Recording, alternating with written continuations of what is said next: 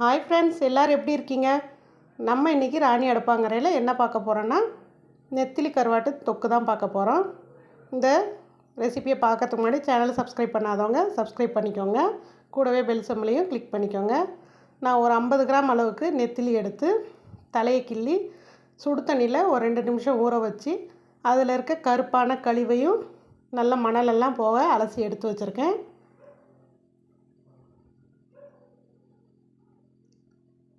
ஒரு 2 சைஸு பெரிய வெங்காயம் நறுக்கி வச்சுருக்கேன். தக்காளி ஒரு 3 தக்காளி நறுக்கி வச்சுருக்கேன். கருவேப்பிலை எடுத்துருக்கேன். அடுப்பை பற்ற வச்சு வானலியை வச்சு எண்ணெயை ஊற்றி எண்ணெய் காஞ்சதும் கடுகு உளுந்து தாளித்து வெந்தயம் ஒரு 1/2 டீஸ்பூன் போட்டு நல்லா பொரிய விட்டுருவோம். அதுக்கப்புறம் நறுக்கி வச்ச வெங்காயத்தையும் போட்டு நல்லா வதக்கி விட்டுருவோம்.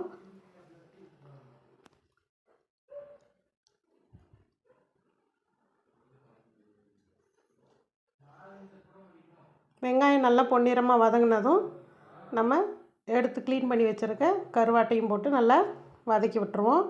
அந்த வெங்காயத்தோடையே அந்த எண்ணெயில் ஃப்ரை ஆகிடும்.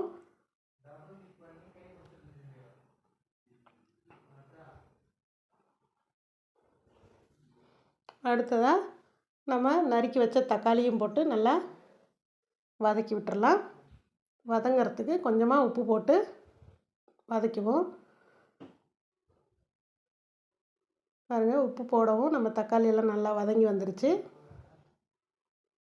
இந்த ஸ்டேஜில் நம்ம சில்லி பவுட்ரு 1 டீஸ்பூன் அளவுக்கும், மஞ்சள் 1/2 டீஸ்பூன், தனியாத்தூள் 1/2 டீஸ்பூன், வீட்டு குழம்புத்தூள் 1 டீஸ்பூன் அளவுக்கு போட்டு நல்லா பச்சை வாசனம் போக நல்லா வதக்கி விட்டுருவோம். இது சிம்பிளான டிஷ் தாங்க. சுட சுட சாதத்துக்கு நல்லா கிரேவியாக பண்ணோம்னா நல்லா டேஸ்ட்டாக இருக்கும்.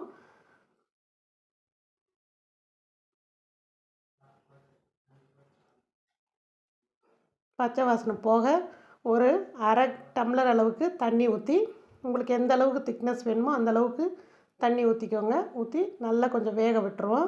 இப்போ தேவையான அளவு உப்பு போட்டு 1/2 டம்ளர் தண்ணி ஊற்றி நல்லா வதக்கி விட்டுருவோம்.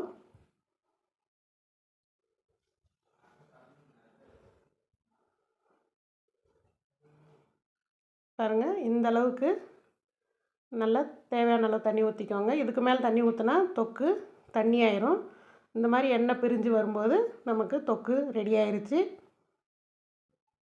அருமையான நெத்திலி கருவாடு தொக்கு ரெடி ஆயிடுச்சுங்க. இந்த ரெசிபி உங்களுக்கும் பிடிச்சிருந்துச்சுன்னா நீங்களும் ட்ரை பண்ணி பார்த்துட்டு எப்படி வந்துச்சுன்னு எனக்கு கமெண்ட் பண்ணுங்கள், லைக் பண்ணுங்கள், ஷேர் பண்ணுங்கள். மறக்காமல் ராணி அடுப்பாங்கரைக்கு சப்ஸ்கிரைப் பண்ணுங்கள். தேங்க்ஸ் ஃபார் வாட்சிங்.